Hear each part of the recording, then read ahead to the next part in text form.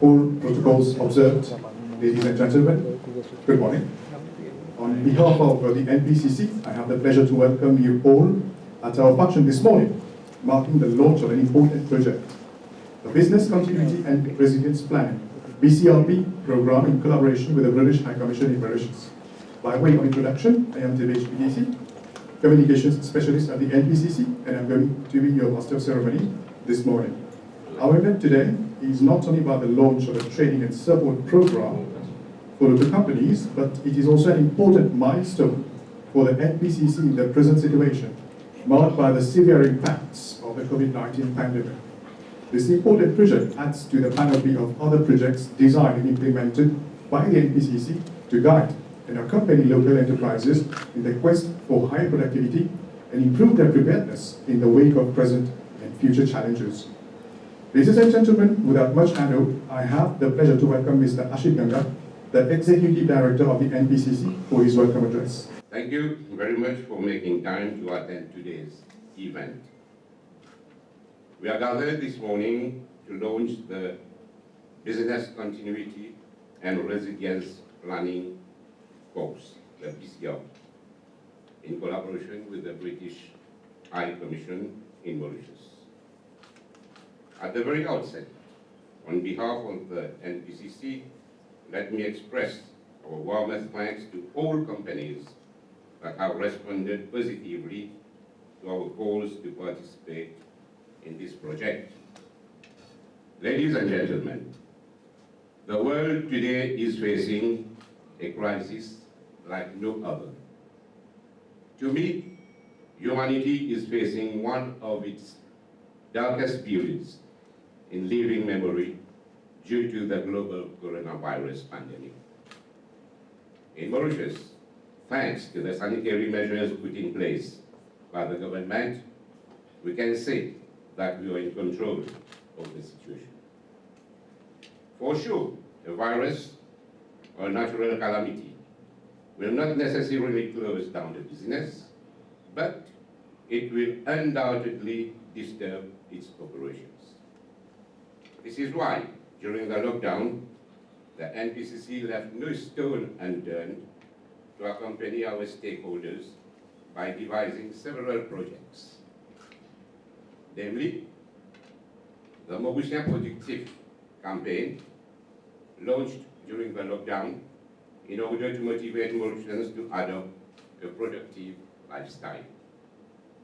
The setting up of the Enterprise Productivity Solutions, the EPS platform, to provide guidelines and assistance to organizations for them to proactively resolve problems, implement solutions, and successfully restart their businesses. The content of a series of webinars by foreign experts aimed at supporting Mauritian companies to face the highly volatile and unpredictable economic environment. The SCORE project, that is Sustaining Competitive and Responsible Enterprise, that was implemented in collaboration with the ILO and facilitated by Mr. Ganesh, was completed just before the lockdown. And this proved to be a timely project, given that it centered, among other areas, on occupational health and safety. Besides, last week itself, the NPCC launched another course on occupational health and safety, a program with focus on the ways to devise and implement measures to face challenges provoked by the pandemic. Distinguished guests, here I am pleased to share with you that presently all our courses are being conducted free of charge. Ladies and gentlemen, a pandemic doesn't happen every day, but natural disasters, man-made disasters, security threats, social, technological, chemical, or environmental incidents, among others, are today a reality. Amidst tremendous uncertainty around the future, if businesses want to ensure a smooth recovery process and continuity of operations, they need to be prepared. This is why, when the British High Commission made a call for proposals for funding of projects under the COVID-19 fund, we seized the opportunity to submit a project proposal with regards to strengthening resilience of enterprises in the face of disasters, post-COVID and beyond. And here, let me convey a special word of thanks and gratitude to you, Excellency, and to your team for having believed in our project and extended your collaboration for its implementation. The project aims at fostering the adoption of a business disaster management culture in enterprises in order to help them navigate through disasters and crises. Selected enterprises are expected to participate in an extensive training and develop a plan to prevent and mitigate crises for their organizations with the support of our consultants. If we want to emerge stronger from this crisis, we need to become resilient. After all, resilience is about accepting the new reality, even if it is not as good as it was before, but putting together something that is good. To conclude, ladies and gentlemen, it is worth noting that our government has introduced several schemes to foster resilience of businesses amid the pandemic, and I'm confident that businesses which have a crucial role as far as resiliency of the economy is concerned will play their part. With this synergy, I have no doubt that we will together succeed in overcoming the present unprecedented situation. I wish to end with a famous quote. It is in the darkest night that the stars shine the brightest. On this note, I thank you all. It really is a pleasure to be here in the business heart of Mauritius, again, if you can get a parking space. Good morning again. Honourable Minister Bola, very nice to see you this morning as well. I know you had a very late night or early morning this morning. I'm sure that was very productive and very good to see you this morning. Also, thank you to the NPCC board and executives for inviting us and for their partnership. Good to see everyone else here this morning, including representatives of British business here in Mauritius as well. Good morning, Neil. And others. So, ladies and gentlemen, thank you so much. It is an honour to be here at this NPCC launch of the e-course on business continuity management. As we've heard and as we know, the global economy is facing unprecedented challenges in response to the COVID-19 crisis. Governments are rightly under pressure to do all they can to support business and employees. I'm pleased to see that the NPCC is playing its part. The British High Commission, including their Department for International Trade team. We have Deepti, our country director, here at the front, and Antish from our DIT team. I've been working with the NPCC and other bodies to support and develop business between our two countries. We heard a moment ago about the COVID-19 fund to support recovery. It's been a very important part of what we've been doing here in Mauritius over the last few months. The UK is the #1 export market for Mauritius, with bilateral trade in goods and services worth almost £1 billion in 2019.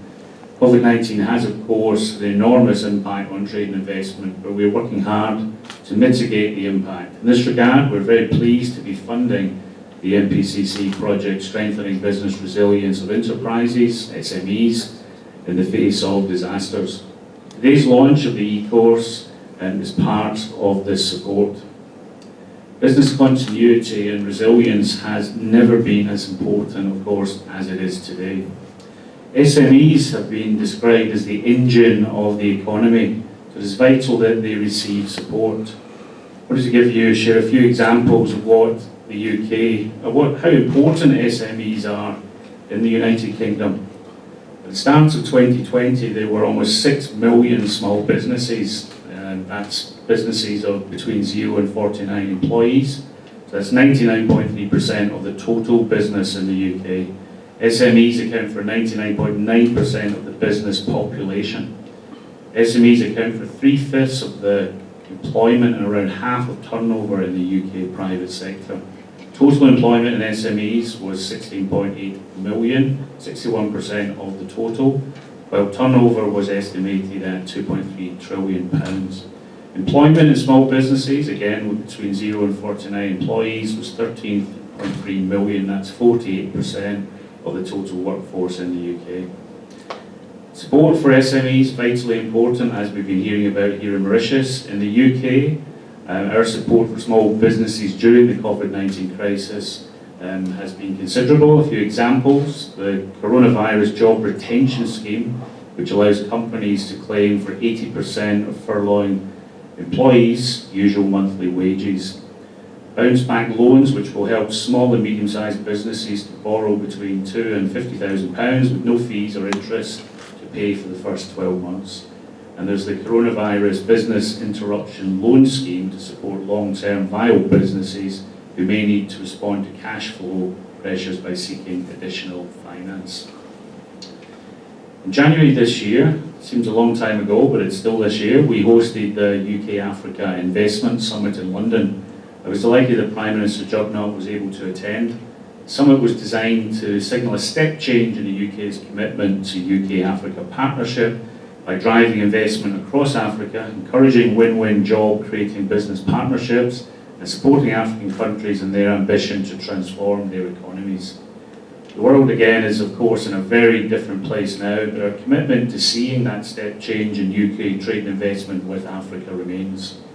In January 2021, so in a couple of months from now, the Department for International Trade will host a virtual UK-Africa Investment Conference as a direct follow-up to the summit earlier this year.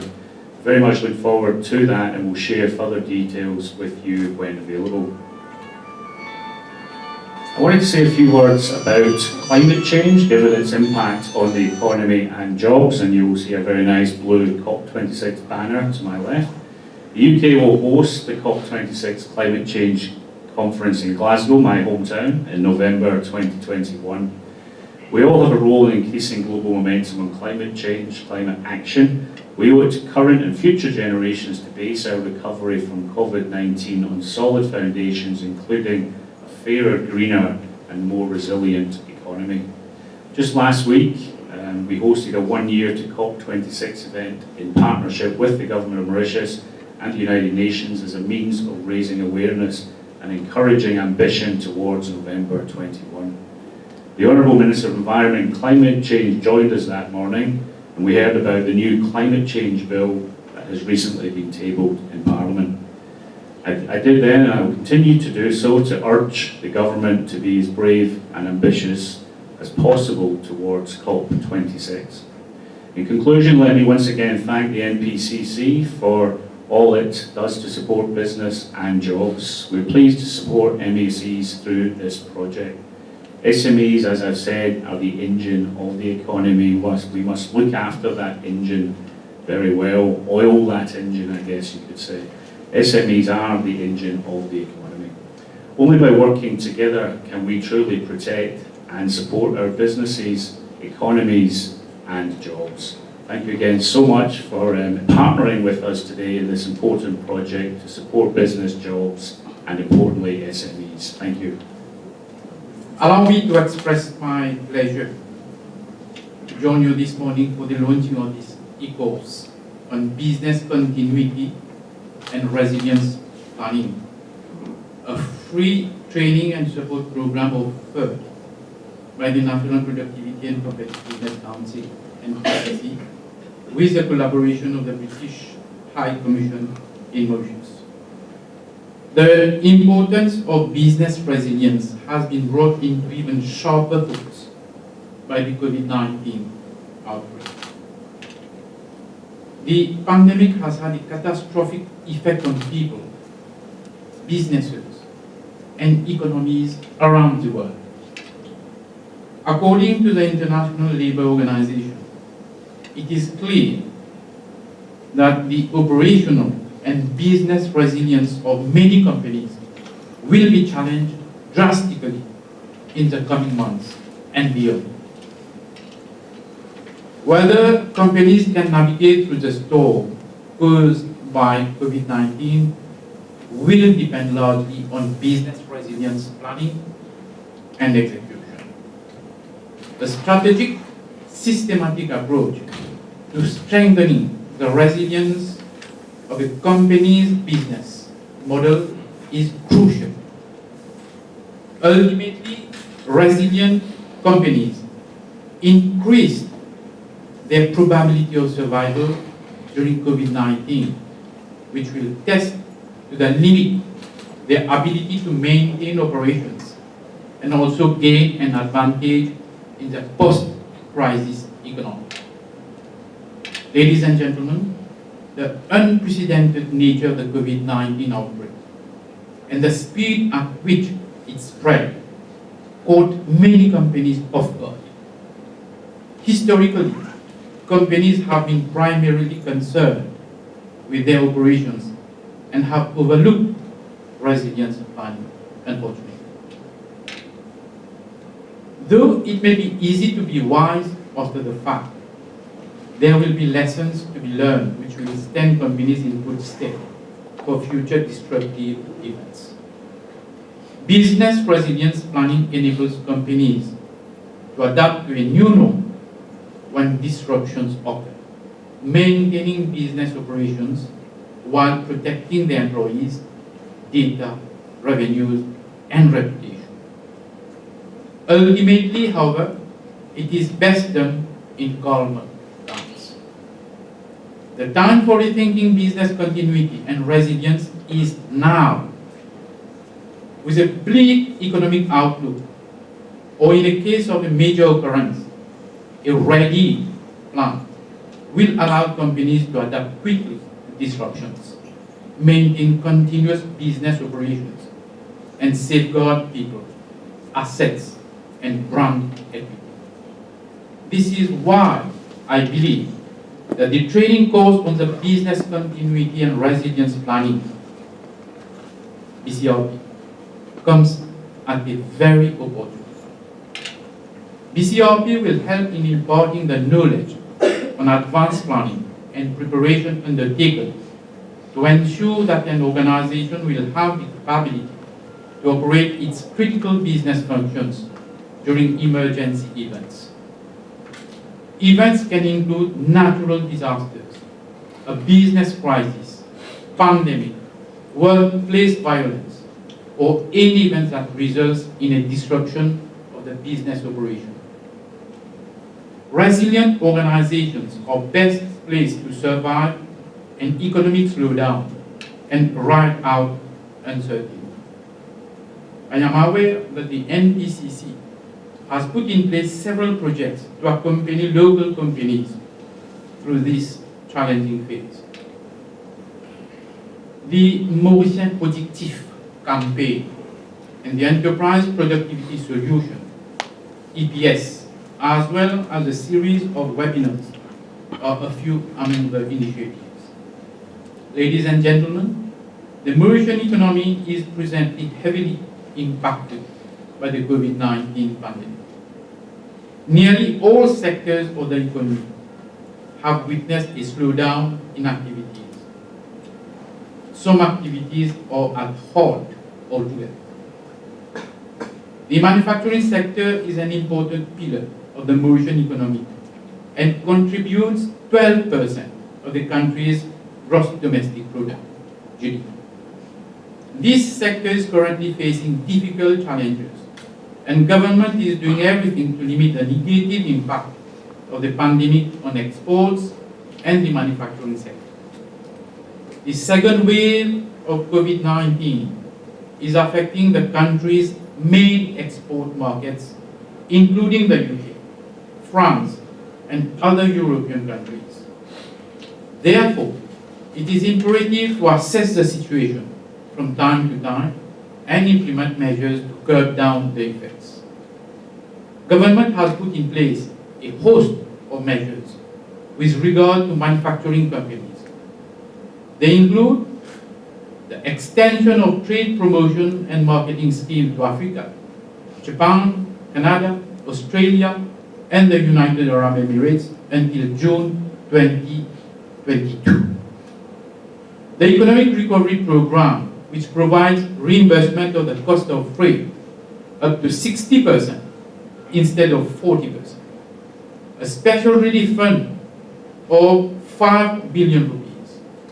Exemption from port fees from July to December 2020.